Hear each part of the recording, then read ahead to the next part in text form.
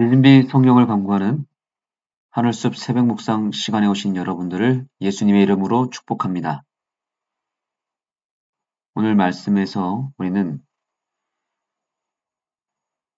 사랑으로 끝까지 영혼들을 품고 대하시는 예수님의 모습을 통해서 오늘날 마지막 때에 우리가 우리의 이웃들과 영혼들을 어떻게 대해야 되는지를 배우게 되는 시간이 되었으면 좋겠고, 무엇보다 이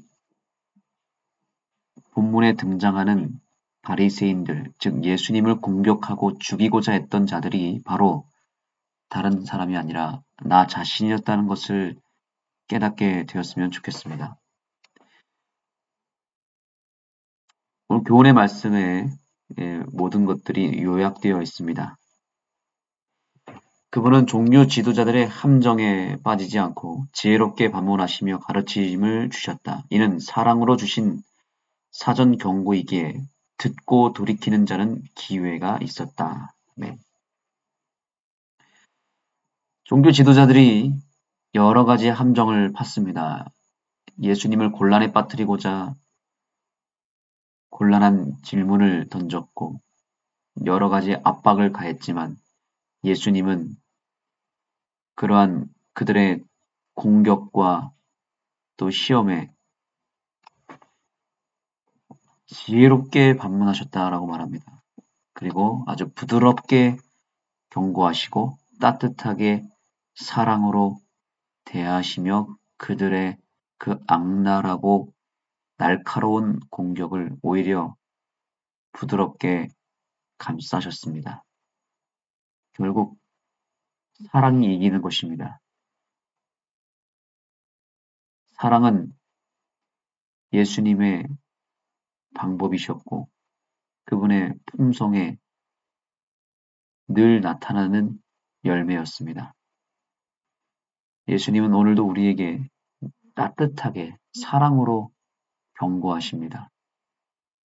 왜냐하면 강하게 세게 이야기한다고 해서 또 바리새인들과 종교 지도자들이 거칠게 공격한다고 해서 똑같이 거칠게 공격하면 오히려 반감이 더 크고 더 그들의 마음이 굳어지기 때문에 예수님은 완전히 다른 전략으로 대응하셨습니다. 그것은 바로 사랑의 전략입니다.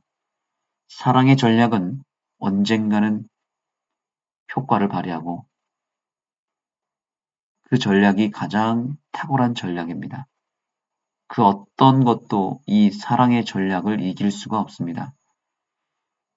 우리는 오늘 이 예수님의 방법을 배우고 그 사랑의 전략으로 사람들을 대했으면 좋겠습니다. 가정에서 아무리 서로가 관계가 조금 소홀하고 또 예민해졌다 할지라도 사랑의 전략은 그 모든 것들을 품고 덮어버립니다. 우리가 가정 밖에서, 교회에서, 직장에서, 또 이웃과의 관계 속에서 사랑의 전략을 활용하시기 바랍니다. 오늘 이 예수님처럼 조금도 화내거나 분노하거나 또는 거칠게 대하는 것이 아니라 부드럽게 따뜻하게 사랑으로 품으면서 지혜롭게 대처했으면 좋겠습니다. 예수님께서는 여기 특별히 마가복음 12장 1절로 12절을 통해서 예수님을 공격하고 죽이고자 했던 종교 지도자들에 대한 실상을 나타내시며 그들을 경고하십니다. 아주 흥미로운 이야기를 통하여 스토리텔링을 통해서 즉 예화를 통하여 그들을 깨우치십니다. 마가복음 12장 1절부터 12절에 보면 포도원의 비유가 등장합니다. 여기 이 말씀들을 대략적으로 아실 것입니다. 한 농부가 있었는데 포도원 주인이었습니다. 그런데 농부들한테 세를 주고 주인은 타국으로 멀리 출장을 갑니다. 오랜 시간이 지난 다음에 이 농부들에게 포도원의 소출 얼마를 받으려고 여러 종들을 보냈는데 종들을 보낼 때마다 종들을 잡아 심히 때리고 또 심지어 그들을 죽이기까지 했습니다. 그래서 많은 종들이 죽임을 받았습니다. 이제 한 사람밖에 남지 않았습니다. 바로 그 주인의 아들이었습니다. 하나밖에 없는 사랑하는 아들을 보내면 뭔가 달라질 줄 알았는데 이 농부들은 오히려 이 아들을 죽이면 이 포도밭이 자기들 것이 될 것이라고 아주 어리석은 생각을 하면서 그 포도원 주인의 아들까지도 죽이고 포도원 밖으로 내어 던집니다. 이것이 이 이야기의 스토리입니다. 이 결론입니다. 포도원 주인이 어떻게 하겠습니까? 놀랍게도 이 주인은 농부들이 죽었을 때에는 심판하지 않았습니다. 죄송합니다. 종들을 죽였을 때, 농부들이 종들을 죽였을 때는 오히려 끊임없이 기회를 줬지만 마지막 이 주인의 아들이 죽었을 때에는 여기 심판을 제대로 받게 되는 것입니다. 하나님께서는 우리에게 끝까지 기회를 주십니다. 이 기회가 언제 사라지게 되냐면 아들 예수님께서 우리에게 다가오셨을 때 그 예수마저도 죽이게 되면 더 이상 기회가 없다는 것을 기억해야 됩니다.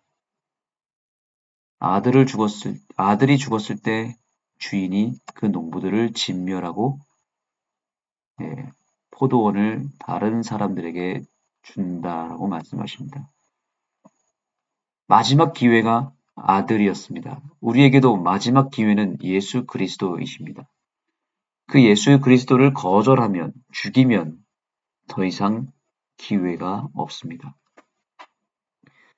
자, 이 비유의 내용을 대략 아시겠죠? 포도원 주인은 하나님 아버지시고요. 포도원은 당시 이스라엘이었습니다.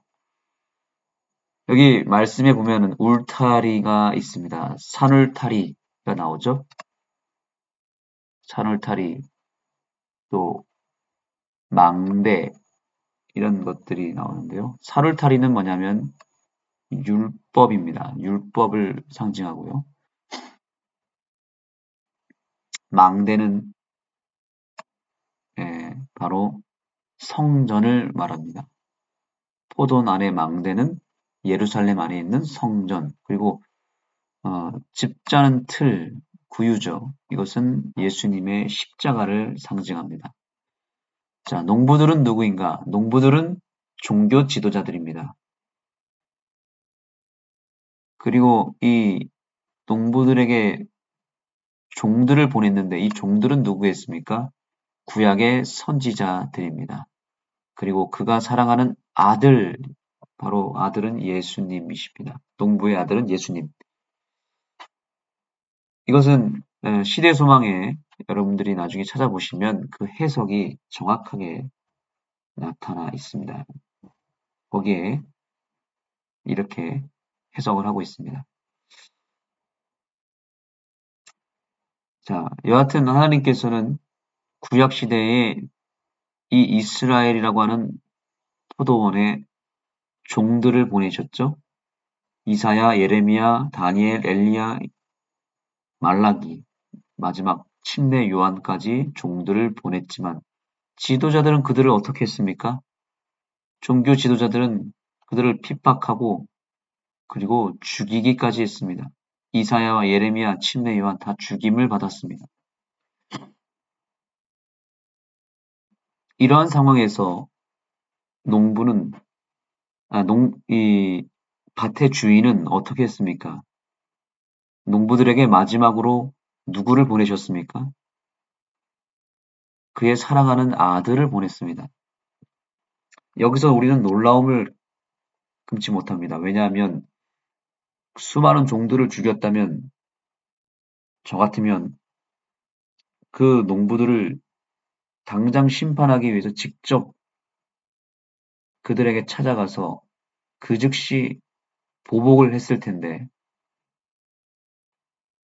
이 포도원의 주인은 그럴 생각이 전혀 없고 오히려 사랑하는 아들을 보내십니다. 심판을 하지 않고 마지막 남은 한 사람, 사랑하는 아들을 보내신 것입니다. 하나님께서 이스라엘 민족에게 마지막으로 기회를 주기 위해서 독생자 예수를 보내신 것입니다. 이 주인의 입장에서 불안하지 않았을까요? 종들도 죽였는데 이 아들을 보냈다가 혹시나 죽임을 당하면 어떻게 할까 생각하지 않았을까요? 맞습니다.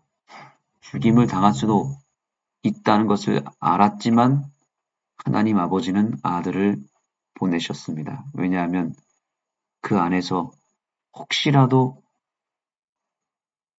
이 아들을 영접하고 존대하는 농부들도 있을 것이라고 하는 작은 희망을 가지고 하나님은 아들을 보내셨습니다. 실제로 이 본문에도 저자가 이야기합니다. 농부들은 주인이 보낸 종들을 학대하고 죽였고 그 아들까지도 죽였지만 그래도 아들을 보내신 이유는 그 중에서도 아들을 통하여 회개하고 변화를 가질 사람도 있을 것이라는 것을 아셨기 때문입니다. 여기 이렇게 표현하고 있습니다. 그들이 마음에 돌이켜 선포된 심판을 피하기에 아직 늦지 않았다. 어떤 이는 회개하고 변화하여 예수님을 받아들일 것이지만 다른 이들은 거절할 것이다. 왜 예수님께서 아들을 보내셨을까요? 모든 사람에게 공평한 기회를 주기 위해서였고 또 한 가지는 그 중에서 어떤 이는 회개하고 변화하여 예수님을 받아들일 것이었기 때문이었습니다. 바로 저와 여러분 때문에 예수님이 이 땅에 오신 것입니다. 그 당시 백성들은 거절하였지만 예수님을 거절하지 않고 영접할 사람들도 있었기 때문에 그들을 위해서 그들을 끝까지 구원하기 위해서 예수님이 죽으실 것을 아셨지만 보내신 것입니다.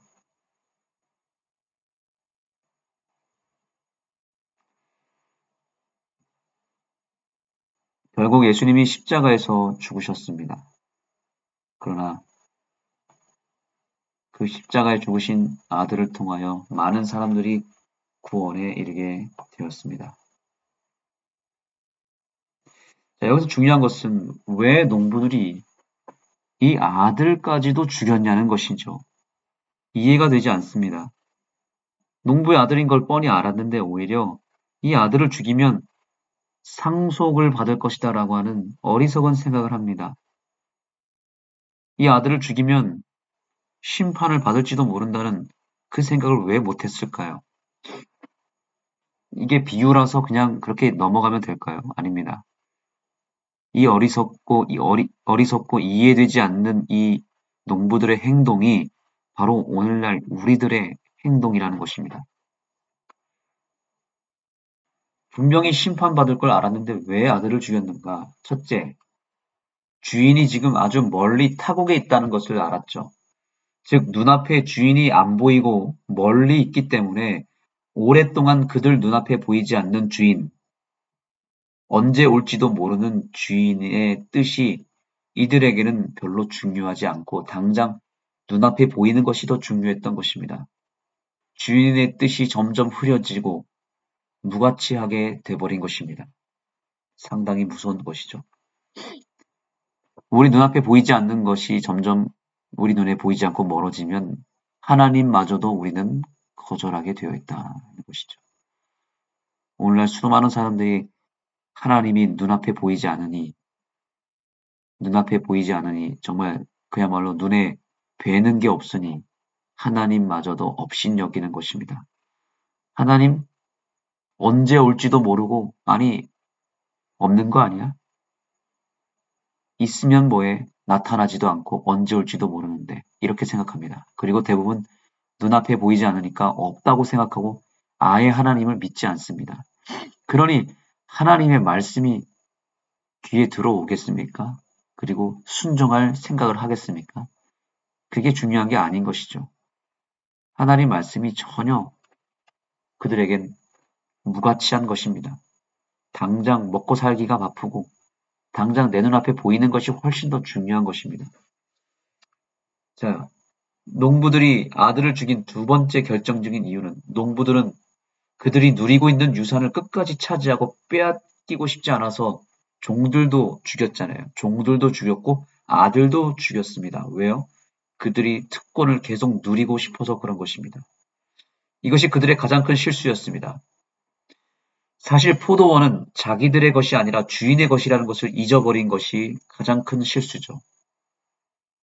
포도원을 마치 자기들의 것인 양 착각한 것입니다.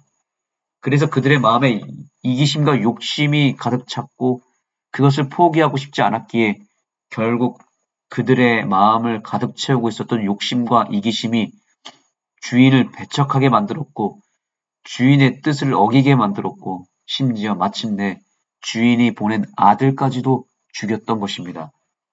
여러분, 우리 안에 있는 욕심과 이기심이 이렇게 무서운 것입니다. 우리가 이 세상에 누리고 있는 것들이 내 것이라고 생각하면 안 됩니다. 그것은 포도원 주인 되시는 하나님 아버지께서 잠깐 맡긴 것 뿐입니다. 그것에 목을 매면 안 됩니다. 그것은 사라지고 없어질 것이고 나중에는 다 돌려줘야 되는 것이고 내가 조금도 가질 수 없는 것입니다. 가졌다고 착각하시면 안 됩니다. 내 것이라고 착각하면 안 됩니다. 사람들은 내가 벌어서 내가 쓰는데 내 거지 않냐고 얘기합니다. 내 맘대로 쓰는데 뭐가 문제냐고 말합니다. 그런데 그것은 내 것이 아닙니다. 내가 노력했다는 그 노력도 내가 한 노력이 아니라 하나님에게서 받아서 한 것이고 이 세상에서 내가 누리는 모든 것들 결코 내 스스로 차지한 것이 하나도 없습니다. 다 하나님의 은혜로 하나님께 잠깐 빌려받은 것입니다. 그런데 그것을 내가 끝까지 누리겠다고, 내가 차지하겠다고, 이 세상에 내가 가지고 있는 것들, 그리고 앞으로 내가 갖고 싶은 것들을 차지하기 위해서 더 중요한 가치를 우리가 버리면서까지 그 세상의 것을 취하고자 하는 것이 바로 우리들의 어리석음입니다. 그래서 하나님의 뜻은 안중에도 없고 이 세상에서 얻을 수 있는 것들을 최대한 얻으려고 이 비유에 나타난 농부들처럼 하나님의 종들을 다 죽이지 않았습니까? 그 종들을 통해서 선포된 말씀을 다 죽인 것 아닙니까? 그 종들이 쓴 책이 성경인데 우리는 그 성경을 소홀히 할 때가 있습니다. 세상 사람들은 그 성경을 다 발로 걷어차 버립니다. 그리고 급기야 누구까지 거절합니까? 예수님, 하나님의 아들 예수님을 보내셨지만 우리의 마음 가운데 찾아오신 그 예수님 거절한 백성들이 바로 세상 사람들이고 그 예수님이 이제 재림하시겠다고 해도 예수님을 그들은 다 거절할 것입니다. 왜냐? 믿지 못해서가 아닙니다. 예수님의 존재를 다 알고 있음에도 불구하고 버리는 이유는 우리 안에 있는 세상을 향한 욕심과 이기심 때문에 그런 것입니다. 우리가 오늘날 그리스도인이라 할지라도 죄인된 우리는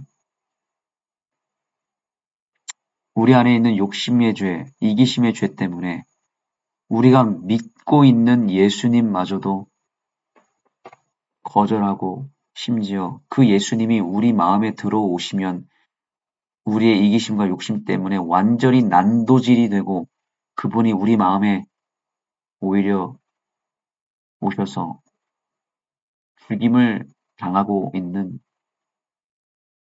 시점이 바로 지금입니다. 물론 예수님은 죽지 않습니다. 그런데 우리 마음속에만 들어오시면 예수님이 자꾸 십자가에 못 박힘을 받습니다. 예수님을 완전히 난도질합니다.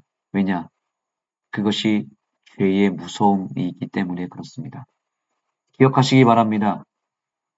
오늘날 내가 내 이기심과 내 욕심을 십자가에 못 박지 않으면 예수님이 또다시 십자가에서 죽임을 당한다는 것을 기억하시기 바랍니다. 그러나 내 이기심과 내 욕심을 오늘 이 아침에 십자가에 못 박으면 예수 그리스도께서 내 안에 주인이 되시고 내 안에서 사시게 될 것입니다.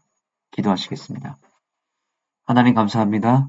우리에게 오늘 부드럽게 따뜻하게 경고하시며 더 이상 우리의 욕심과 이기심 때문에 그 예수님을 영접하지 못하고 거절하고 오히려 그 예수님을 난도질하는 우리의 죄를 이 새벽기 시간에 뿌리 뽑을 수 있게 하시고 다시는 그 죄를 범치 않게 하여 주옵소서. 예수님은 살아계시지만 우리의 죄도 살아있어서 그 살아계신 예수님의 마음을 갈기갈기 난도질하고 찢어놓는 우리들을 용서하여 주옵소서. 예수님을 믿는다고 말하지만 세상을 더 사랑하고 세상 욕심 그리고 내 안에 이기심 때문에 예수님은 안중에도 없고 세상의 것으로 가득 채워져 있는 우리의 마음을 이 새벽 시간에 비워주시고 깨끗게 하여 주옵소서. 온전히 예수님만을 영접하고 예수님만 소유할 수 있는 우리 자신이 되게 하여 주옵소서. 예수님의 이름으로 간절히 기도드립니다.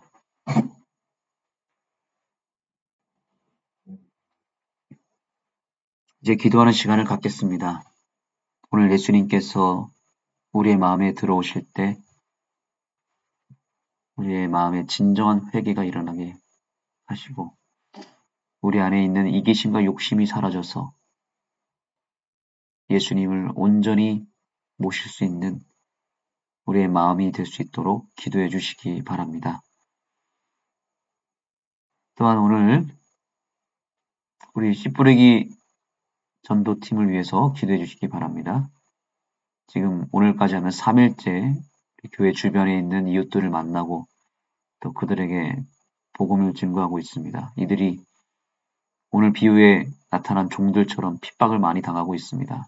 거절과 함께 문전박대를 당하고 있지만 그럼에도 불구하고 사랑으로 예수님처럼 그들을 품을 수 있도록 기도해 주셔서 그 수많은 거절 가운데서 한 명이라도 그 영혼을 건질 수 있도록 구원할 수 있도록 기도해 주시기 바랍니다.